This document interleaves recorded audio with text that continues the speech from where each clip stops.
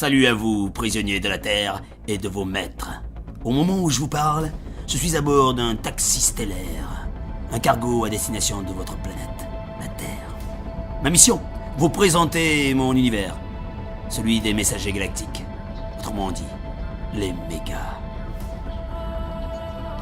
Monsieur DB, ce message s'adresse à vous. Vous allez pouvoir sortir de la cellule de confinement. L'attraction magnétique va être rétablie. Je répète, l'attraction magnétique va être rétablie. Oui, capitaine, j'ai bien reçu votre message. Attraction magnétique réactivée dans quelques secondes. Je vais m'accrocher. Là, t'as bon. L'attraction magnétique réactivée dans 3, 2, 1...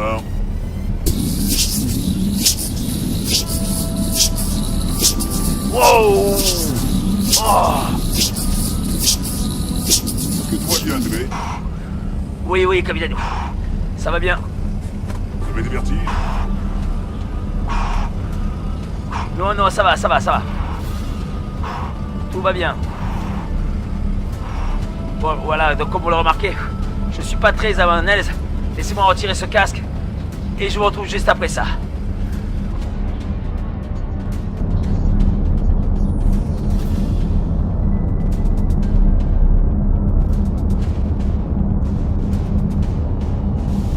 Et bien voilà, donc je suis très content de vous retrouver.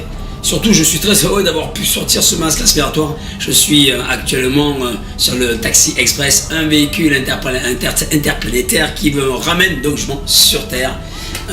Comme je vous le disais précédemment dans une vidéo, j'étais sur Norjan.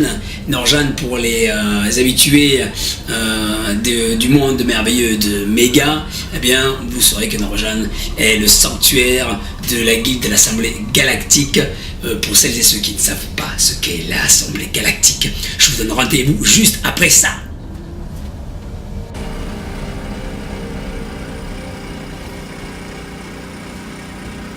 Pour tous les fans de jeux de rôle, il est souvent question de faire un choix. Un choix dans le type d'univers que nous allons vouloir exploiter. Aujourd'hui, je vous présente un jeu qui n'a plus besoin de faire ses preuves. Il a été édité dans les années 80, 86 si je ne m'abuse. Et puis avec une première édition de Méga 2. Oui voilà, je vous l'ai dit, il s'agit bien de Méga. Méga, ce jeu de rôle multi-vert, comme il se dit, qui est un jeu qui regroupe en fait un ensemble d'outils rôlistiques vous permettant d'avoir l'opportunité avec un seul jeu de pouvoir faire jouer vos personnages et surtout faire jouer vos joueurs dans différents environnements, puisque ce jeu s'appuie sur une histoire qui tourne autour des messagers galactiques. Alors, qui sont les messagers galactiques? En fait, ils sont issus d'une guilde, qui a été mise en place par Sunk Iga, qui était un genre de moine qui vivait sur Norjan et il vécut en fait une première expérience dans sa vie de moine, on va dire, qui pourrait un petit peu être semblable en fait à nos moines bouddhistes. On se trouve un petit peu dans un environnement sur notre planète, mais qui ressemble un petit peu à la Chine. Et en fait, ce moine était poursuivi par une milice. Et un soir, pour échapper à cette milice, il se cache dans le vieux temple et dans les vieux quartiers de sa cité. Et en s'appuyant sur un vestige très ancien, une structure de pierre en forme de tétraèdre. Alors un tétraèdre, pour celles et ceux qui ne savent pas ce que c'est, il s'agit tout simplement d'un triangle, enfin d'une pyramide à 3 côtés. On le retrouve avec notre fameux D4 en tant que rôliste. Il s'appuie là-dessus et sans le savoir et sans pourquoi, il lui arrive quelque chose d'assez particulier. Il traverse la matière. Oui, en fait, il traverse la pierre. Et c'est là qu'il va faire son premier voyage, on va dire, en transit. Je vous passe vraiment le détail. Alors, il ne s'agit pas pour moi de spoiler l'univers, parce que c'est vrai que dans ce jeu, vous allez pouvoir vraiment surprendre vos joueurs.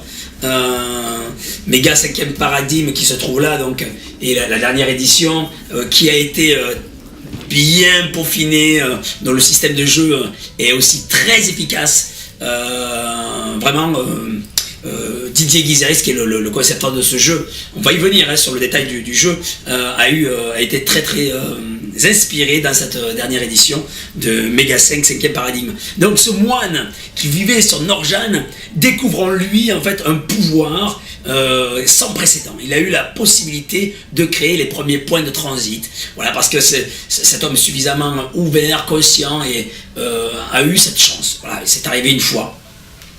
Et alors de là, en fait, il va se découler différents âges et des époques différentes qui vont amener à comprendre un peu plus ce pouvoir de transit. Voilà, je ne vous en dis pas plus, vraiment il faut lire l'histoire, parce qu'il faut quand même lire la genèse en tant que maître de jeu, et puis on peut vraiment s'amuser à faire découvrir ce jeu aux joueurs en partant de scénarios qui pourraient être totalement contemporains et qui pourraient être, comment dire, partir d'une enquête policière toute bête et amener vos joueurs à découvrir quelque chose vraiment de fantastique. Oui, vous savez que je suis un grand fan de Rêve Dragon. S'il est un jeu incontournable de la même époque, tel que Rêve Dragon, c'est bien Méga. Et d'ailleurs, souvent, j'ai trouvé des corrélations et des similitudes dans ces deux jeux. Monsieur Jarfo comme Monsieur Didier Guizeris ont été inspirés avec cette envie vraiment de surprendre et de faire de leur jeu des outils narratifs très ouverts, où on va vraiment, il n'y a pas grand chose qui vous soit imposé à part la structure même de l'univers qui s'apparente un petit peu à Valérian, et où on retrouve un petit peu des similitudes entre le monde de Rêve Dragon et les déchirures de rêve et les déchirures du temps que l'on retrouve dans Méga, qui va nous permettre aussi d'aller dans des espaces-temps. Oui, voilà, parce qu'on va se retrouver dans ce jeu, ce moine Sung Iga, lui va ouvrir la porte en fait aux espaces-temps, au continuum espace-temps, à différentes planètes, et de là va découler en fait la découverte de ce dont on rêve tous. Souvent on en parle, mais qu'est-ce qu'il y a au-delà des étoiles? Et bien là, tout votre imaginaire va pouvoir s'appuyer sur le monde de ce fantastique jeu multivers qui va vous amener à créer des scénarios les plus délirants possibles, et votre créativité va pouvoir vraiment s'appuyer sur les outils en lien avec l'univers. Alors les outils, quels sont-ils? Les outils, j'entends concernant l'univers. Donc il est question effectivement de pouvoir utiliser des vaisseaux spatiaux. Donc on peut imaginer de faire des voyages interstellaires avec des vaisseaux spatiaux. Donc vous allez découvrir les noms, les appellations. On est loin, très loin de Star Wars, hein. Mais on s'en rapproche un petit peu puisqu'il y a des technologies telles que les sabres laser et des choses comme ça, et les pistolets blasters. On est donc un petit peu dans un univers à la Star Wars. On va avoir quoi? On va avoir des planètes qui vont être, dans ce jeu-là, des planètes qui vont avoir des degrés d'avancée technologique qui seront différentes d'un point à un autre. Des espaces-temps et des planètes qui n'auront pas du tout les mêmes avancées technologiques. Alors, les mégas, qu'est-ce que c'est? Ce sont des messagers galactiques qui sont issus donc du premier à avoir découvert le pouvoir du transit. Et donc, ces mégas, en fait, sont des gardiens, des gardiens des galaxies. Et ils protègent, en fait, les différentes planètes d'invasion, de créatures ou de personnes qui seraient mal intentionnées, qui voudraient profiter justement de leur capacité et de leur connaissance supérieure à d'autres, pour pouvoir envahir ou évincer des populations ou s'enrichir sur le dos de pauvres ethnies vivant dans une époque par exemple féodale ou préhistorique, ou dans des planètes complètement psychédéliques où le haut, le bas n'ont plus du tout de sens, où les couleurs n'ont plus comme une mesure avec ce que vous connaissez. En fait, voilà, c'est très très ouvert. Donc les mégas, en fait, sont des recrues, dans un premier temps, qui sont repérés par les sondeurs et recrutés et formés par les formateurs et des mentors. Et donc vos personnages de jeu vont vraiment évoluer dans des univers très très riches, hein, et bien sûr toujours dans le respect de l'intégrité de chacun. Voilà, donc je ne vais pas trop rentrer dans le détail, mais on est encore dans une histoire de voyage. Vous allez incarner des personnages qui vont vraiment partir dans des univers tous différents, plus différents les uns que les autres. Vous allez jouer la comédie, vous retrouvez dans des situations médiévales où il y a de la magie. il y a des pouvoirs, dans certains endroits, vous allez vous atterrir avec vos vaisseaux ou transiter par ces fameux tétraèdres qui sont des sortes de portails.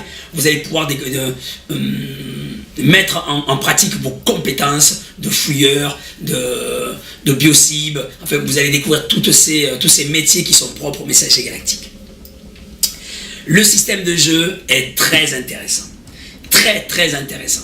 La première version de Méga 2 et 3 était à peu près similaire d'ailleurs avec la fiche de personnage, caractéristiques, compétences, mais extrêmement lourde. En comparaison, Rêve Dragon, c'est extrêmement simple. Les premières versions d'ailleurs de Casus Belli ou Géostratégie demandaient une multitude de calculs. Alors ça donnait une fiche de personnage qui était très riche et une fiche qui pouvait amener à vraiment choisir très précisément des actions. Là, Didier Guizerix, et avec cette nouvelle édition de l'édition Léa, a eu l'intelligence de restructurer l'ensemble du jeu pour en faire quelque chose de plus simple. C'est vrai que je vous dis, on parle de Rêve Dragon, mais alors Méga, c'était très chaud, très très chaud. Ça aurait pas été très pertinent de le laisser dans cet état-là. Rêve Dragon, ça marchait, mais Méga, c'était très très dur. Et là, ils ont pris parti d'utiliser un concept de pool de dés. Vous avez une fiche de personnage que je vais vous mettre à l'écran, et sur cette fiche de personnage, vous allez choisir, vous allez avoir à votre disposition des traits. Voilà. Les traits avec la vivacité, réflexion, caractère, sens, adresse, force et endurance, ardence et résonance. Alors tous ces traits, en fait, vous allez pouvoir les associer à des domaines qui sont associés à des talents et à des spécialisations. Et selon la profession de votre personnage, vous allez donc pouvoir avoir certaines spécialisations et vous allez faire des choix. Voilà. Et le montage d'une fiche prend à peu près entre 35 et 45 minutes si on veut prendre du temps à la peaufiner. C'est assez rapide, c'est très très simple. L'utilisation est d'autant plus simple. Mais elle demande pour le maître de jeu quand même un petit peu d'intégration, d'imprégnation de la mécanique et des choix des différents pools de dés. Alors les pools de dés, ça se joue en pool de dés. Qu'est-ce que c'est qu'un pool de dés? Eh bien tout simplement, je vais refaire sur l'écran. Vous allez donc choisir entre une caractéristique avec un trait, et un domaine et un talent. Alors à chaque fois, vous aurez attribué, avec un système très très simple qui sera expliqué dans le livre très simplement, un type de dés. Vous avez du D4, D6, D8, D10 et D12. Avec ces dés, à chaque fois vous allez devoir en tirer 3, et selon le trait que vous avez, mettons que vous ayez une vivacité avec un D6, un domaine avec un D8 et un talent avec un D6, eh bien vous allez devoir jeter un D6, un D8 et un D6, et obtenir un résultat supérieur à une marge de réussite. Et cette marge de réussite va vous donner quoi? Une qualité de réussite qui s'évalue en avantage. Ces avantages vont vous donner donc des avantages sur les dégâts ou alors des avantages sur des actions supplémentaires ou des effets en lien avec ces actions. Vous l'aurez compris, le jeu est très très simple. Il y a une grande table que je vous mets à l'écran sur laquelle on voit les différentes difficultés, les avantages que l'on obtient, les marges de réussite minimum à obtenir pour pouvoir réussir, et vous allez avoir aussi les dégâts qui seront définis par les avantages. Il en va de même pour tout ce qui est guérison. Il s'agit toujours d'obtenir un avantage et de faire évoluer la marge de guérison de votre soin sur vos personnages. C'est toujours le même principe, même sur la magie ou sur l'utilisation du transit. En parlant donc de transit, qui fait partie donc des pouvoirs spéciaux des mégas, il y en est un aussi très surprenant, très particulier et qui est très plaisant à jouer, mais attention, ne pas en abuser ou ne pas faire n'importe quoi, c'est le transfert. Et oui, parce que ces mégas ont aussi un pouvoir assez particulier, c'est qu'ils ont le pouvoir de rentrer dans la tête d'une victime qu'ils auront choisie, ou qu'on pourrait appeler aussi un hôte, et prendre le contrôle de ce corps, de cet hôte. Et ça pourrait servir à faire des tas de choses. On pourrait imaginer que je prends la possession du corps, le type a une valise remplie de billets ou de documents très importants, je prends la possession du corps, je ramène la valise dans une pièce, et je repars avec le type, je relâche le gars, et voilà, et grâce à un fil invisible et infini qui me rejoint mon corps à mon esprit, qui est rentré dans le transféré, eh bien je peux revenir dans mon corps initial.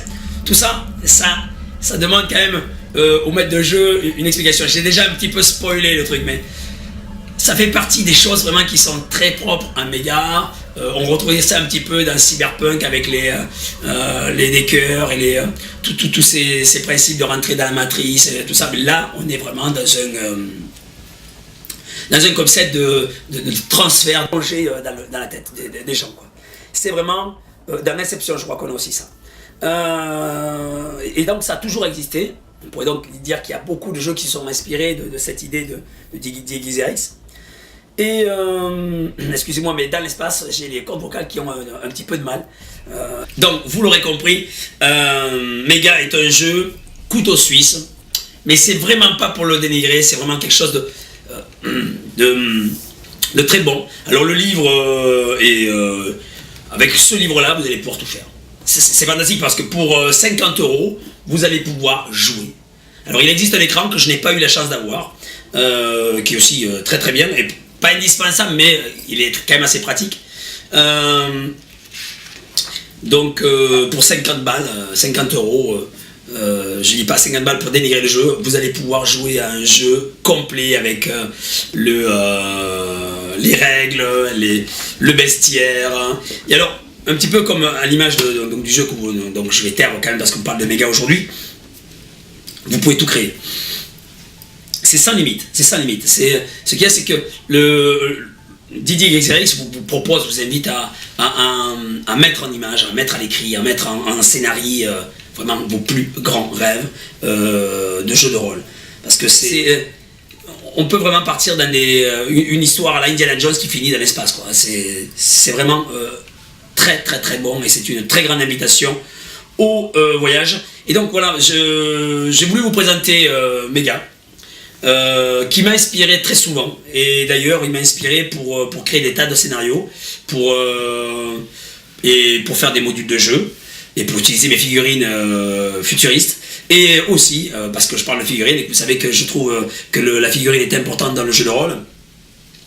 Eh bien je parle aussi des modules de jeu, et là je vous invite juste après les quelques secondes à découvrir un module de jeu que j'avais créé pour Mega, pour un scénario qui était paru dans Mega 3, les chenilles qui étaient des véhicules qui voyageaient dans le désert. Voilà, en fait je spoil pas le truc, et voilà, donc juste après ça.